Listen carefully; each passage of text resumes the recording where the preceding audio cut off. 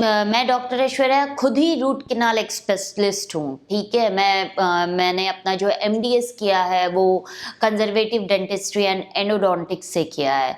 तो मैं ये चीज़ आपको बहुत बेहतर बता सकती हूँ कि जो हमारे दांतों में सड़न होती है वो सड़न एकदम से नहीं होती है, और सड़न जो होती है वो धीरे धीरे हमारे नसों तक पहुंचती है।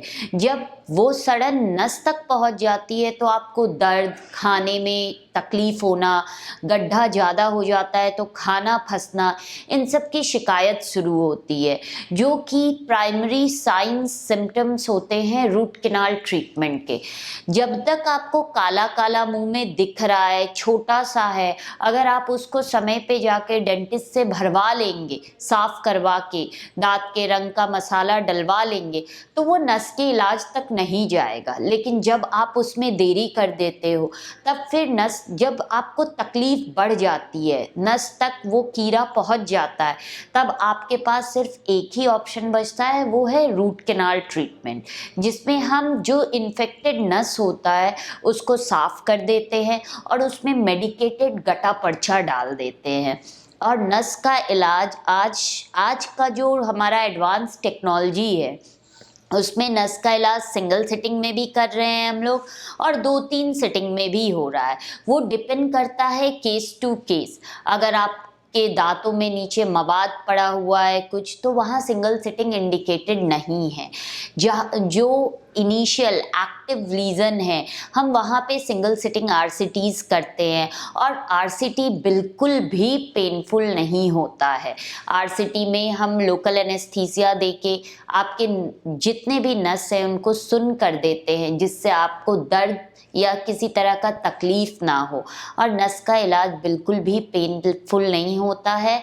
नस का इलाज 1 सिटिंग में भी होता है, 2-3 सिटिंग में भी होता है, वो डिपेंड करता है case to case.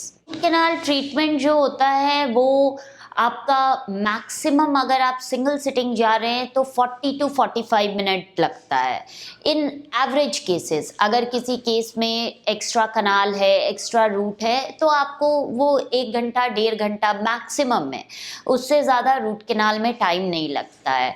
Multiple sitting में अगर आप कर रहे हैं तो 30 मिनट बहुत है, 25 से 30 मिनट। और रूट कैनाल के बाद आपको प्रिकॉशंस यही लेना है कि जब तक उसमें हम कैप नहीं लगा दे रहे हैं तब तक आप उधर से कड़ा चीज़ ना खाएं।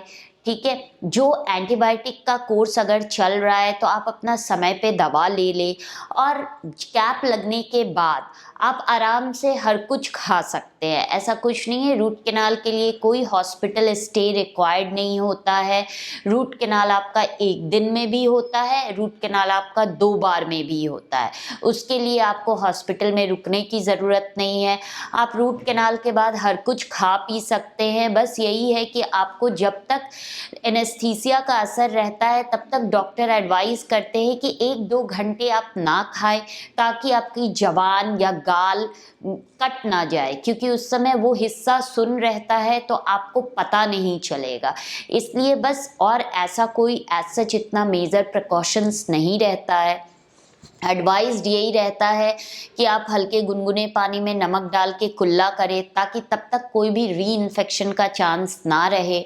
और तो और कैप ज़रूर से करवा ले, ताकि आपका जो दांत है उसको सपोर्ट मिले और वो टूटे ना।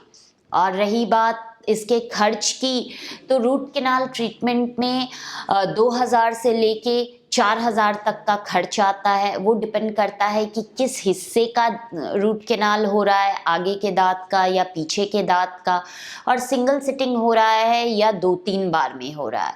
और कैप जो होता है वो आप पे डिपेंड करता है, वो अलग अलग प्रकार का बनता है, अलग अलग कॉस्टिंग होती है।